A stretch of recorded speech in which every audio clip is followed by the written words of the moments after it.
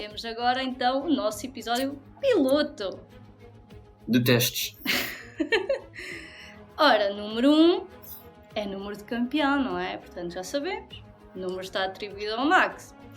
Desde 2022, não é? Ele deixou o 33 de lado, mas já sabem que nem todos os pilotos optaram por usar o seu número de campeão.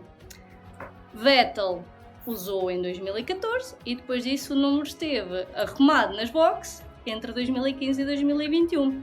Lewis Hamilton preferiu usar sempre o seu número 44 e Nico Rosberg anunciou a sua reforma logo após ser campeão em 2016, portanto não tínhamos ninguém para usar em 2017. É verdade.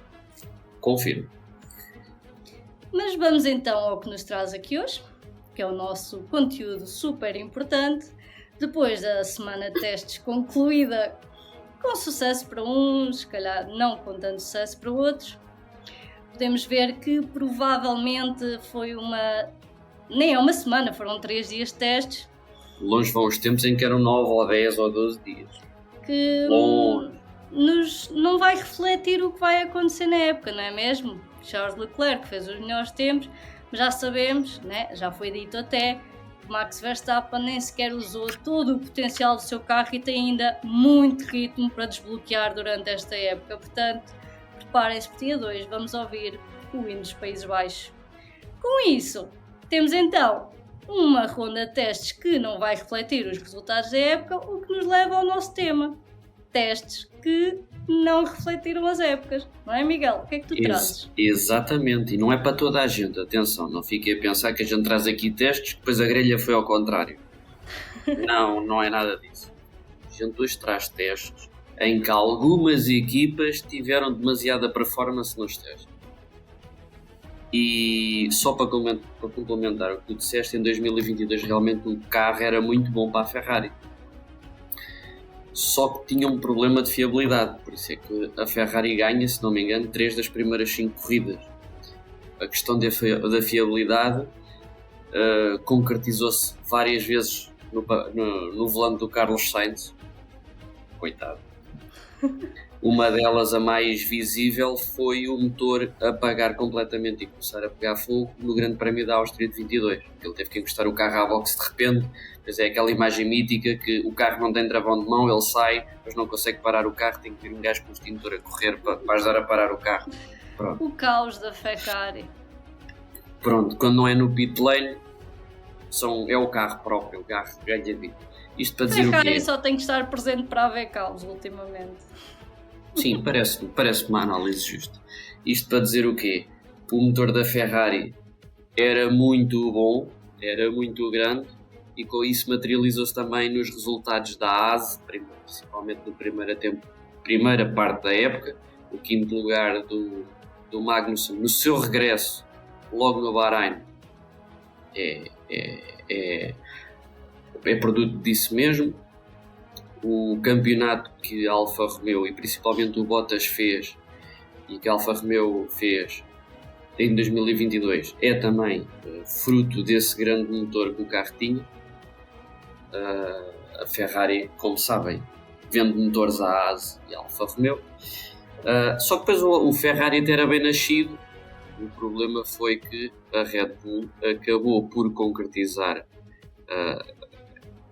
a reparação, digamos assim, dos seus testes, dos seus problemas no início da época e foi pia fora. Isto para dizer o quê? Os testes podem permitir ver muita coisa, mas não permitem ver tudo. Outra chega, venho só dizer que é costume não, vamos dizer de outra maneira. Pode ser prática em algumas equipas, do meio da tabela para baixo, forçar os tempos mais baixos. Como? Andando com menos peso no carro, com menos combustível. Isto é uma explicação. Se fizeres boa figura, principalmente as equipas do meio da tabela para baixo, se fizeres boa figura nos testes, tens mais motivos para conseguir arranjar ainda patrocinador. É um bom método, sem dúvida. Claro que depois tens esses patrocinadores à perna quando descobrirem que foram gravados. É verdade, mas enquanto o pau vai e vem, folgam as costas. É verdade. É um bom método, Mas não é muito honesto, mas Por se isso podem fazer... E daí eu ter dito logo à cabeça ao fim do primeiro dia que é calma, ainda faltam 24 corridas ou 25, quantas são, sei lá, são corridas a mais. Ainda faltam muitas corridas. Só se começa a ver, há um velho dizer na Fórmula 1 que é: isto só começa a contar quando se entra na Europa. Eu quero acreditar que sim, até porque a Europa, se não me engano, é logo a terceira ou a quarta jornada, a terceira, quarta ronda, por isso podes-me corrigir se tiveres tempo. Estou aqui a ver, a quarta é no Japão, China, Miami... É a sexta em Barcelona. Exato. Não, vamos... Autódromo Enzo e Dino Ferrari, eu suponho que vamos seja para Imola, Itália. sim. Então pronto. Ou seja, Itália, quase um terço do Mónaco, campeonato fora da Europa. Voltamos ao Canadá e depois é que vamos à Espanha. Pronto, sim, porque este ano em Espanha, se não me engano, é julho.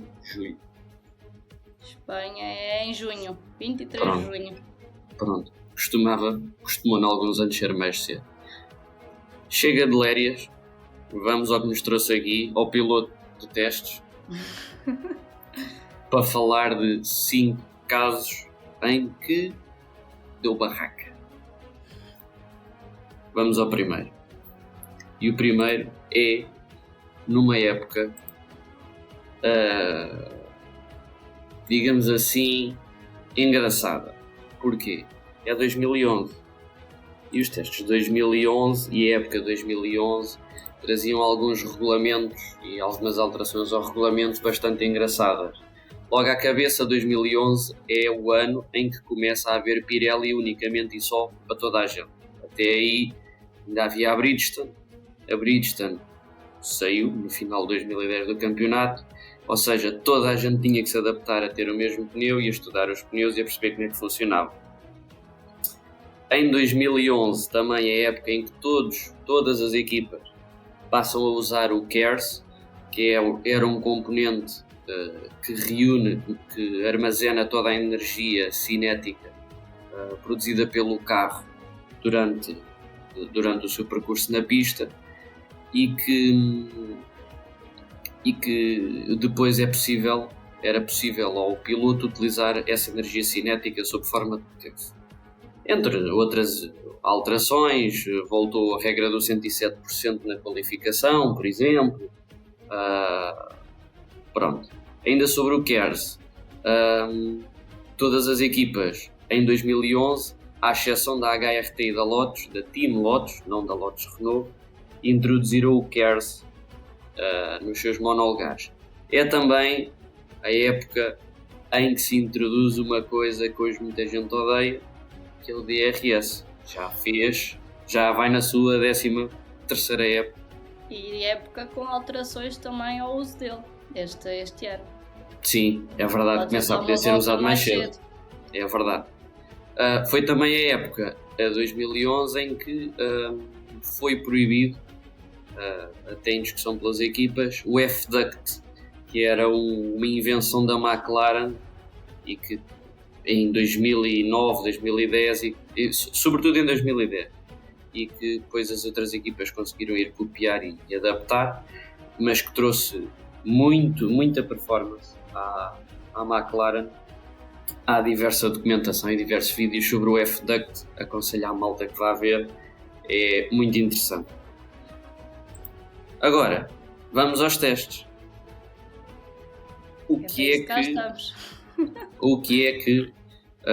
Qual é o nosso foco aqui? O nosso foco aqui hoje é a Mercedes. A Mercedes, que já tinha entrado no campeonato em 2010 por via de terem comprado a Brown GP, que foi campeã em 2009 na sua única época de existência.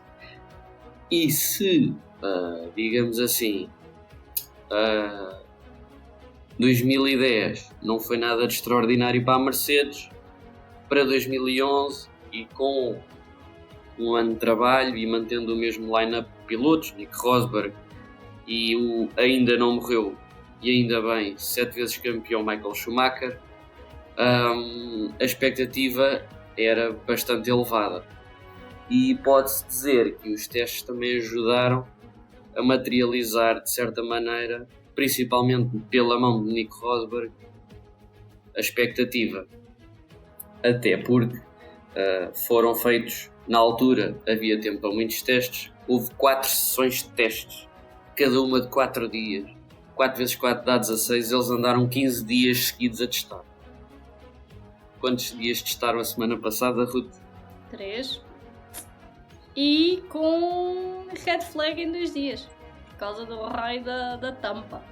Portanto, se já são sessões curtas, ainda conseguiram encurtar mais com essa brincadeira das tampas. Sendo que aqui começaram muito mais cedo, em 2011 começou-se a 1, 2 e 3 de fevereiro, no circuito Ricardo Tormo, em Valência, que normalmente nunca é usado para outra coisa na Fórmula 1, sem ser para testes, é presença assídua no MotoGP, nas Superbikes e em algumas fórmulas de promoção, não acontece na Fórmula 1.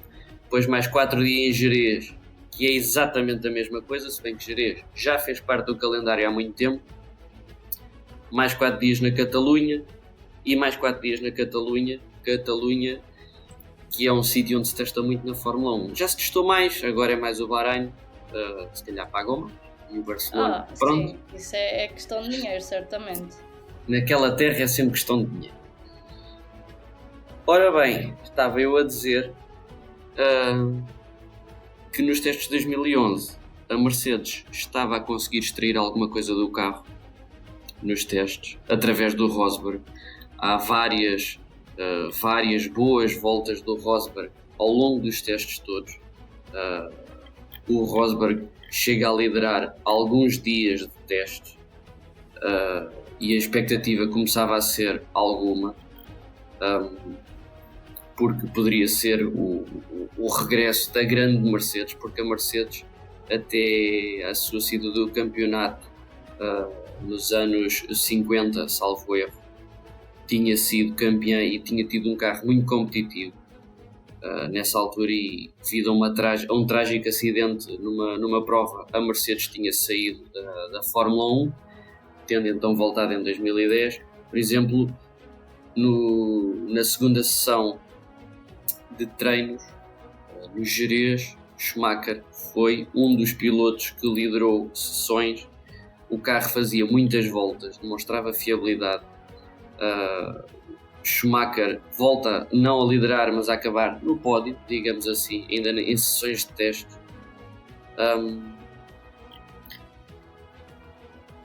Quando foram para a Catalunha, os primeiros dias não correram tão bem, mas ainda assim Nico Rosberg conseguia somar voltas sobre voltas. A certa altura os Mercedes estavam a fazer sempre na casa das 90, 100, 110 voltas por dia, o que indica que o carro é estável, que o carro é fiável. Se é rápido ou não é outra conversa, mas ajuda a perceber muito. Ainda na primeira sessão na Catalunha, o Rosberg fecha um dos dias em primeiro também, e depois havia outras coisas que ajudavam à expectativa, porque a McLaren também usava os motores da Mercedes e a McLaren também não lhe estava a correr mal a vida, estava a conseguir ficar na frente dos testes, principalmente com o Button e não tanto com o Hamilton, coincidência, até mais com o Button,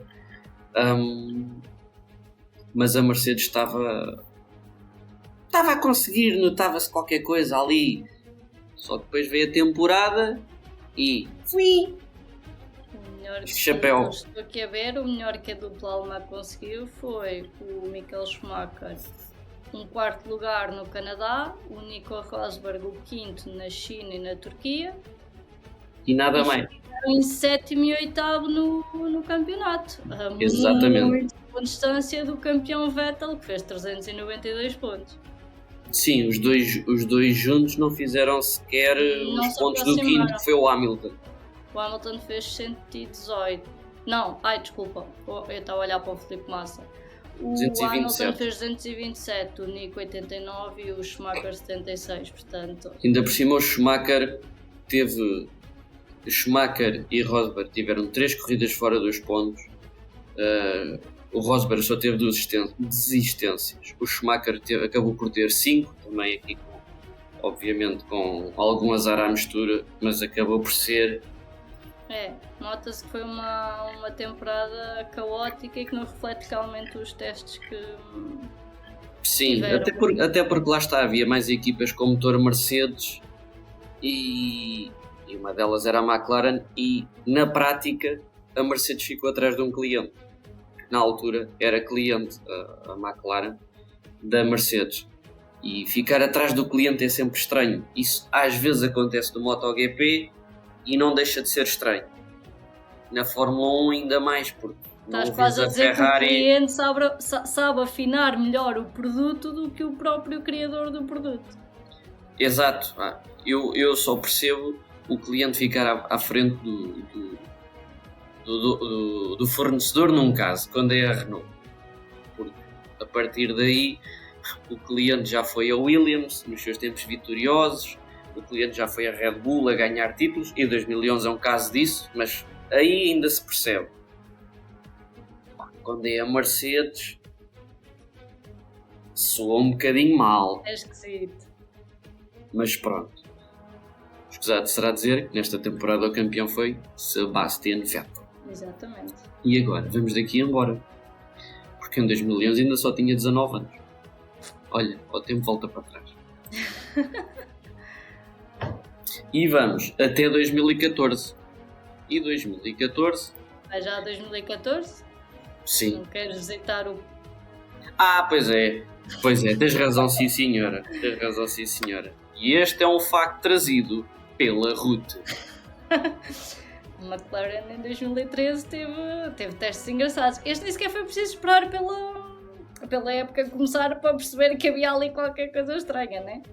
Os primeiros testes correram muito bem, até que se percebeu que um problema na suspensão estava a dar-lhes um rendimento muito melhor. Portanto, o carro com defeito funciona melhor que o carro afinado.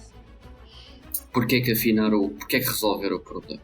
Podiam ter ficado quieto. É isso, deixa estar. O que importa é o carro andar. Quem é que precisa de uma suspensão a funcionar convenientemente? Ainda por cima, se o carro tinha passado nos testes da FIA, é porque estava bom. Não faz sentido nenhum. Mas isso acabaste outra vez com o da Red Bull a ser campeão, Sebastian Vettel. Pois, exatamente. E largo, porque 11 e 13 são as temporadas que ele vence. Largo. Pobre McLaren. Não foram tempos fáceis. 2014 por acaso também não foi. Mas olha, eu acho que antes disso fazíamos aqui uma pausa. Quem nos está a ver, ainda não puseste like no nosso vídeo? Que vergonha! Se calhar está na hora de clicares aí no botãozinho, dares like, deixares depois também um comentário no fim e subscreveres o canal e partilhares com os teus amigos. Show! E agora sim, Miguel, 2014. 2014, que é o início da era de motores que temos hoje. Os motores V6 1600 turbo híbridos, depois com toda aquela componente elétrica que se conhece hoje, o DRS muito mais aproximado ao que se conhece hoje, e os próprios chassis e o conjunto dos carros foi muito mais aproximado ao que se conhece até 2021. É outra era, se é que se pode dizer assim. Os motores mantêm-se, os chassis são outros. E em 2014 o que é que aconteceu? Aconteceram várias coisas, lá está.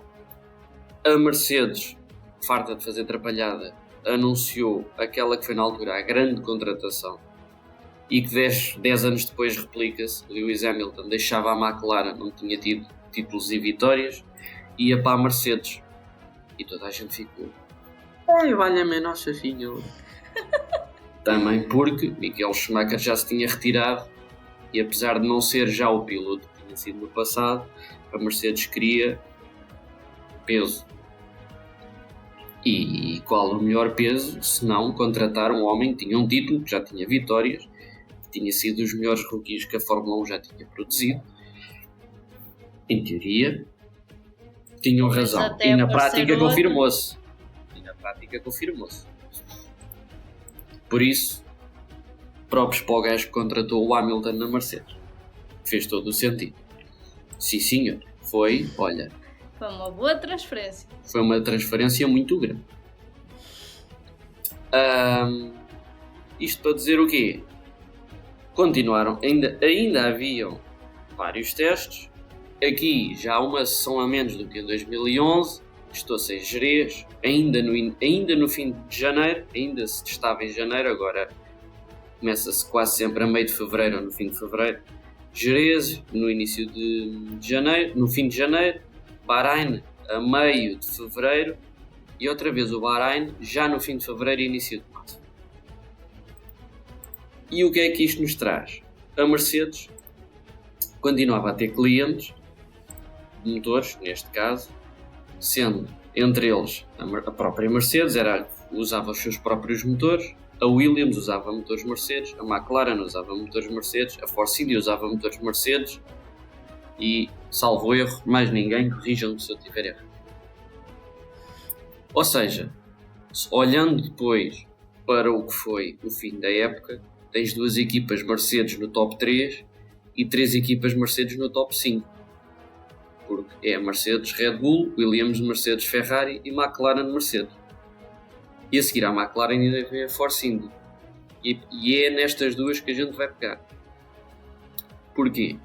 Porque lá está, com um motor tão bom, um motor que provou tanto, um motor que deu tanta alegria à casa-mãe, esperava-se que tivesse também dado muitas alegrias aos clientes, o que não foi o caso. Apesar de, volto a lembrar e friso que os testes até correram bem, tanto à Force India como à McLaren. Na primeira sessão de testes, a McLaren liderou dos dias, 2 dos dias, um deles pelo Magnussen, que se estreava nesse ano, Magnussen, que hoje ainda lá anda na Fórmula 1, estreou-se pela mão da McLaren, e o melhor resultado da sua carreira, exatamente o primeiro, que é um segundo lugar na Austrália logo na abertura. A partir daí nunca mais lá voltou. Mais valeu ter-se retirado. Epá, não sejas assim para o rapaz. Estou a brincar. Eu gosto deles, eu até gosto da equipa da AS. Eu também. Os adeptos da AS. Não tenho nada contra eles. Bom, assim é que a gente gosta. Tem até muita pena da saída do Gano. Olha, um dia falamos disso. Fica aqui prometido. Mas um dia para a frente. Isto para dizer o quê? Principalmente nos primeiros testes, que foram os dos Jerez, no final de 3 dos 4 dias, havia um motor Mercedes a liderar. No primeiro dia liderou a Ferrari, mas depois foi a McLaren, Williams, McLaren. Ou seja, os números eram bons e, mais uma vez, a McLaren fazia muitas voltas. A McLaren estava a fazer mais voltas do que ninguém, o que, como eu também já disse atrás, significa coisas boas, significa que se está a perder pouco tempo ir à boxe a ver pneus e como é que se desgastam, significa que o carro rende muito tempo seguido, independentemente das condições climatéricas.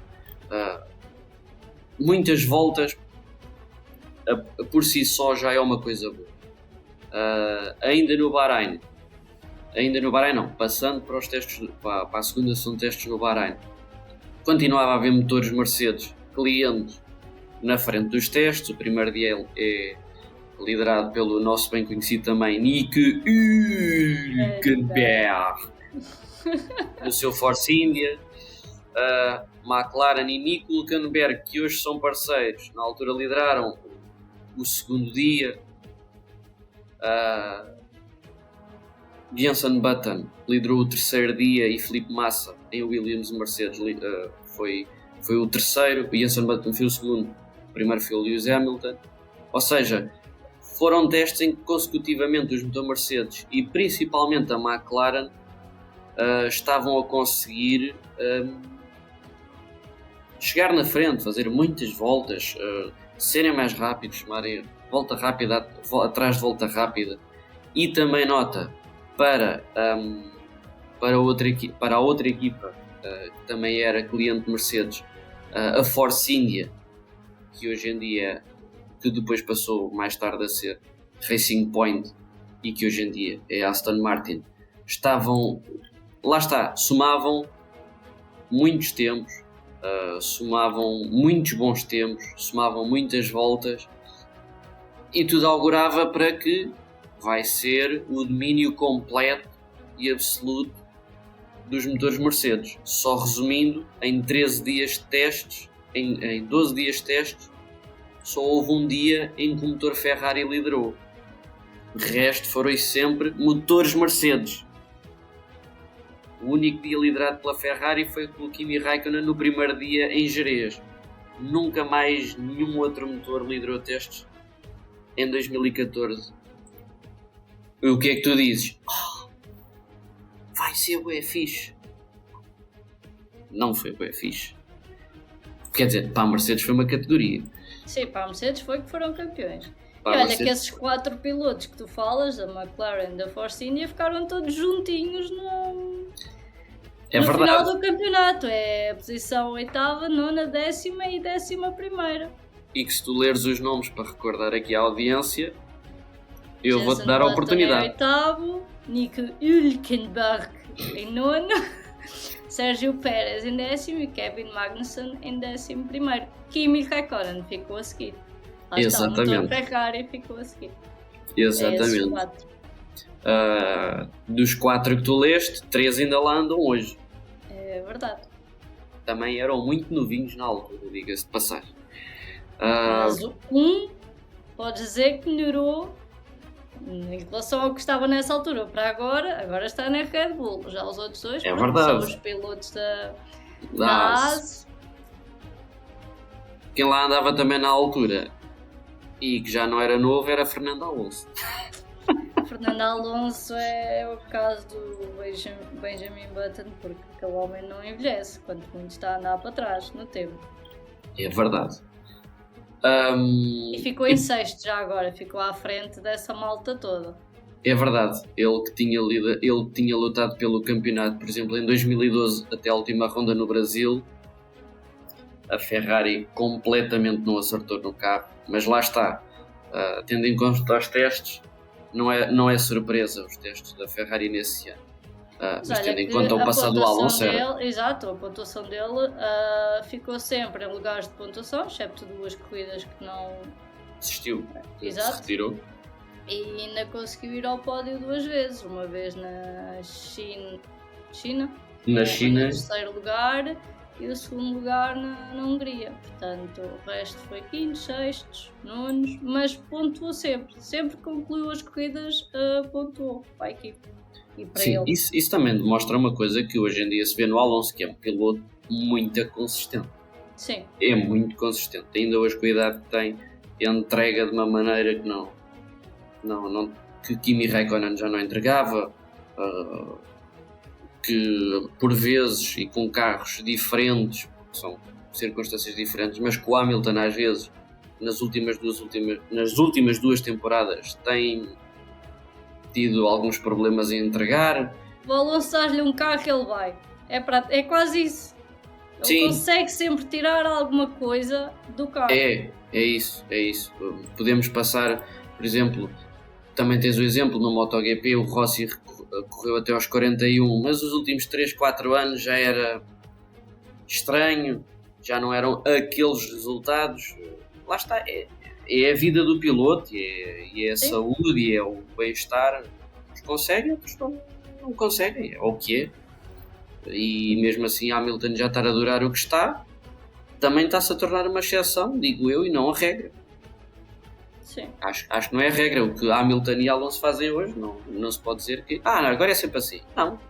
Não, tens o Vettel, que é mais novo, é de 87 e já arrumou parte, volta e meia a malta a dizer para ele voltar e que o querem de volta. Se isso vai acontecer, duvido. Era giro, a gente ia gostar, mas... Pois, mas a vida é assim. Vamos então, já falámos em 4 testes, vamos para o último. E é uma temporada foi estranha e toda a gente vai perceber porquê, porque é 2020. Sim, essa temporada começa logo por ser atípica, por ser o ano da pandemia, portanto. É um ano em que houve 2 sessões de testes de 3 dias em Barcelona, no circuito da Catalunha. 2 sessões de 3 dias cada uma e quase seguidas, 19, 20, 21 e depois na semana seguinte 26, 27, 28. E que foram testes que prometiam alguma coisa para uma equipa em específico e que se estava a sair muito bem. Uma equipa chamada Alfa Romeo. Alfa Romeo vinha de um 2019 muito positivo, principalmente na mão do Kimi Raikkonen. Vinha de 2019 muito positivo, com muitas presenças em pontos e muitas boas corridas. E a expectativa, lá está, era de alguma dar sequência aos resultados. Por exemplo, no segundo dia da primeira etapa de testes, o dia acabou com o Raikkonen a fazer a melhor volta em 134 voltas. Lá está, outra vez. Eram muitas voltas, eram voltas que traziam boas sensações para o carro e para a equipa, do carro para a equipa. No terceiro dia da primeira sessão de testes, Giovinazzi também acabou no top 6 de 16. Foi o piloto que mais voltas fez, com 40 a mais que o segundo. O Giovinazzi fez 152 voltas. O segundo com mais é o Lance Stroll com 116. Tipo, bué da voltas. Quando vão para a segunda fase de testes, outra vez em Barcelona, Robert Kubica, o grande Robert Kubica, que na altura era piloto da Alfa Romeo, que hoje é Sauber, Kik Sauber, Steak Sauber. Não Sauber. sabemos, por questões legais. Para o ano é Audi. Estamos... Para o ano é Audi. Para o ano? Não é em 2026? Não, para o ano já é Audi. É? Salvo erro. Então, se não estou é enganado. a questão do Sainz que... É porque ele não quer entrar para o ano. Quer entrar ok. é quando o carro for bom, que é em 2026. Que é quando ok, muda os ok. regulamentos Por todos. isso é que eu estava a pensar que era só em 2026, porque está tudo a falar do Salvo erro, Sainz o ficar contrato- um ano aí... Salvo erro, o contrato era a Audi comprar 25% da Sauber todos os anos até ter os 100%. Ok. Pronto. Estava eu a dizer ainda, na segunda fase de testes em Barcelona, o Robert Kubica liderou com menos 4 décimas que Max Verstappen no primeiro dia, que é uma coisa difícil. Já tem qualquer coisa para se gabar na vida dele, atenção, portanto. Sim, olha, Robert Kubica dava um episódio porque era um grande piloto de corridas e não morreu, não calhou. E hoje corre-se quase só com meio braço, porque o braço esquerdo, se não me engano, está todo feito num canivete. E ele ainda conseguir pilotar um monolugar é uma sorte. Mas estava eu a dizer, os testes de Barcelona traziam muito boas sensações em vários dias para a Alfa Romeo, porque foi conseguindo estar em vários dos 6 dias lá na frente, a conseguir fazer voltas sobre voltas sobre voltas sobre voltas. Depois veio o Covid e o carro deve-se ter constipado. Porque depois... porque o carro depois só fez 8 pontos. É verdade. 4 para cada um. Foi o melhor que conseguiram. O Kimi 4 conseguiu 2 para vezes cada um. o 9º lugar. Sim. E o Giovinazzi conseguiu uma vez o 9º e 2 vezes o 10º. Portanto, 4 pontos para cada um. 16º, 17º. Campeonato de pilotos. Dessas corridas nos pontos, que é o Grande Prémio da Emília-Romanha, que é em Imola. Foi logo a seguir ao Grande Prémio de Portugal, que deve ter sido das corridas nos pontos mais fáceis da vida Ambos dele. entraram, é isso. Ambos entraram na zona de pontos, nessa corrida. Porquê? Porque iam em 10º e 11º, em 11º e 12º, e de repente o George Russell, que nunca tinha pontuado na vida pela Williams, e que a Williams estava a caminho de fazer mais uma temporada, a primeira temporada com 0 pontos, a temporada 2019 tinha feito 1, pelo Robert Kubica, sobre safety car, o Russell bateu sozinho. Está aqui, retirou-se, exatamente. Pronto, o Russell bateu sozinho e vão rever no YouTube o momento em que o Raikkonen vê o Russell a bater e diz-lhe: estás P11, e ele P10 now. Kimi a ser Kimi. Sim.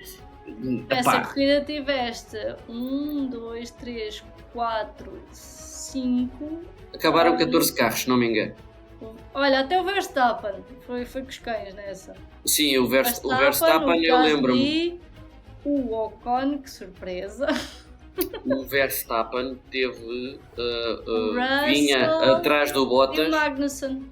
Essa corrida foi à chuva. O Verstappen vem atrás do Bottas. Perdeu o controle do carro e enfiou-se na areia. Depois não conseguiu sair. Acho que nem bateu, nem rompeu nada. Ficou só em cima da areia e não conseguiu sair. Sim, pois o Bottas acabou em segundo e faz a volta mais rápida, se não me engano. Hamilton, Bottas e Daniel Ricciardo. Sim, que seria o seu segundo pódio em 3 corridas, porque ele também faz o pódio na Alemanha. Exatamente. Sim. E foram os melhores resultados que teve essa época. Para ajudar a conversa sobre a Alfa Romeo, o Raikkonen e o Giovinazzi somam 4 desistências entre si numa temporada de 16 corridas para cada um. É muito pouco, o que dá razão ao que falávamos da fiabilidade do carro. O carro era fiável, não era rápido. Tinha problemas de arrasto. Eles e os seus parceiros da ASE. Aqui olhando para os lugares em que eles ficavam na corrida, lá está, eram lugares que não pontuavam, mas eram sempre mais ou menos a mesma zona dos lugares. Mas também porque a ASE e a Williams andavam sempre atrás. Pois, isso também já sabemos como é que é. Lá está, a Williams neste ano tinha o Latifi e o Russell. Era claramente o 19 e Latifi 20. Consegue ficar no lugar 21 de 20 pilotos. Exatamente, é verdade. Lá está,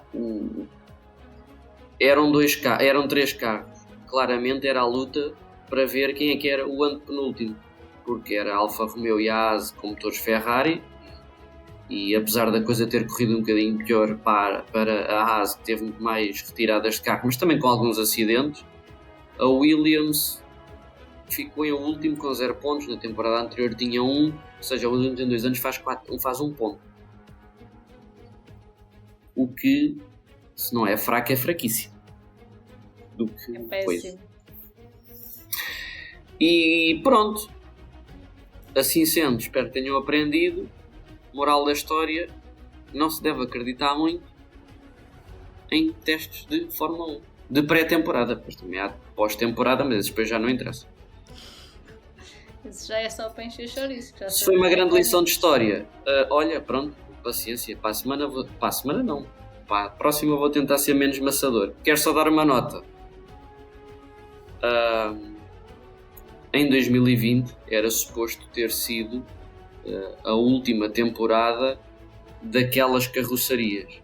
No entanto, com o Covid, esta geração em que estamos agora foi adiada a sua entrada em vigor de 21 para 22. O que levou a que, no caso de 2020 para 21, os carros basicamente fossem os mesmos, porque as equipas tiveram que criar um carro à pressa, porque o de 22 era para ser o de 21. Se era para ser o 21, um carro para o meio. Tiveram que criar um carro no meio. Por exemplo, a Red Bull nunca estreou o RB17. Tens o RB16 de 2020 e o RB16B de 2021. E aconteceu em quase todas as equipas, só alterações muito pontuais, porque já têm o carro preparado para o ano a seguir. Só tiveram que adiar o carro um ano. Por isso, e lá está, nunca conheceremos o RB17. O 16B já fez estragos, foi o primeiro ano em que o Max foi campeão. Mas lá está, tu nunca saberás se o RB17 seria tão bom como o RB18, que acabou por ser campeão em 2022. talvez um dia também se fale da época de 2021, também é uma época boa para esmiuçar aqui. Olha, nossa senhora. Só para lembrar, e para dizer a quem não sabe, o RB17 vai ser um modelo de estrada de supercarro produzido pela Red Bull, desenhado pelo Adrian Newey, que vai aproveitar a nomenclatura que nunca foi usada na Fórmula 1 e que um dia estará à venda, provavelmente não este ano, mas talvez no próximo, estará à venda, mas não é para a gente com dinheiro. Este momento foi patrocinado pela Red Bull, obviamente, que o Miguel já está aqui a vender um carro. Eu nem bebo. Red Bull. Também não. E pronto, olha, não sei se me está a escapar alguma coisa. Não, olha, a malta que diga nos comentários muito educativo. Alguma coisa. Foi um momento muito educativo, acho que sim. Passou-se rápido. Tens alguma coisa para acrescentar? Tenho. Então, vamos primeiro aos agradecimentos. Este episódio não seria possível sem o futebol de bolso, não é? Claro. Porque nós somos um ramozinho do futebol de bolso, portanto, da grande árvore. Que é o Exato. Futebol de Bolso. Subscrevam o Futebol de Bolso, também é lá que vão encontrar os nossos episódios, no YouTube e no Spotify. Sigam nas redes sociais do Futebol de Bolso e o Away We Go. E fiquem à espera de mais episódios. Temos também o Zencastr, que é uma das plataformas que usamos para a gravação de episódios, que também podemos contar com o apoio deles. E ainda o Fair Play, onde podem ainda encontrar artigos escritos pelo nosso padrinho, dono do futebol de bolso, Braz Assunção, É verdade. e ainda artigos também escritos por mim. Esses Vão lá, grandes autores. fairplay.pt, e procurem por Braz Assunção e Ruth Ribeiro. Não por Brás Ribeiro e Ruth Assunção. Pois não se enganem. dá Amor da problema, não encontram. Posto isto, os nossos agradecimentos, vamos apenas concluir relembrando-vos. Começam as corridas e as primeiras duas são no sábado. E vocês sabem porquê? Porque a segunda corrida, não é? Ia calhar no domingo dia 10, ora começa o Ramadão no dia 10. Portanto, a corrida foi antecipada para dia 9 e, segundo os regulamentos, as corridas têm que ter no mínimo uma semana de distância e, portanto, a primeira corrida, em vez de se fazer a 3 de março, será a dia 2 para cumprir essas regras. E, portanto, não se esqueçam disso. Liguem a televisão no sábado, não é no domingo. No domingo já não vão ver nada. Vão a não ser que puxem para trás. Se puxarem para trás, vem há uma coisa. Mas para que é que vocês querem 24 horas depois ver o hino dos Países Baixos? Aí tens a hipótese de, olha, vem... E desligas, exato. E pronto, e não quero. Ou desligar o quadro da luz. É isso já me parece um bocado extremo. Mas pronto, é isso, maltinha. Temos extremos, medidas extremas. O episódio piloto está concluído. De testes. Piloto de testes, exatamente. Foste demasiado rápido. Desculpa. Vamos pensar no segundo episódio, pá. Olha. O próximo episódio há de aparecer aí em breve. É estarem atentos às nossas redes sociais. E pronto, deixem o vosso like, partilhem, subscrevam. Comentem também, digam-nos o que é que acharam deste episódio. E digam algum também tema que queiram ver aqui falado. E digam também qual foi o maior exemplo de dislexia que eu tive aqui hoje a trocar palavras. Eu não sou disléxico, mas às vezes engano. E já nos estávamos a esquecer. Joguem Fantasy connosco. É verdade. Aqui alguns o nosso editor há de deixar o código e o link. Ou também podem encontrar nas nossas redes sociais, que também andamos a partilhar por lá. Juntem-se a nós, porque ouvi dizer que há prémio para quem vencer este campeonato. Sim, senhora. Na Liga do Away We Go. Porque fica aqui prometido que, à semelhança da Liga do Futebol Bolso na UEFA Champions League, quem vencer vem gravar com a gente, dizer para aqui uns disparates ou coisas mais acertadas que o que nós dizemos. Vem-nos tirar o lugar, se calhar. Olha, se pagarem, eu entrego já o lugar. E recebem também, à semelhança do que eu já prometi, um tijolo de 7 assinado pelo painel. Fogo, já damos autógrafos. É assim mesmo. É isso, não é, Miguel? Se isto não chega para convencer as pessoas... Também não sei o que é que mais é que vai funcionar. Olha, não sei. Desisto. Pronto. Então é isso. Vemo-nos no próximo episódio. Tchau. Até lá, rapaziada.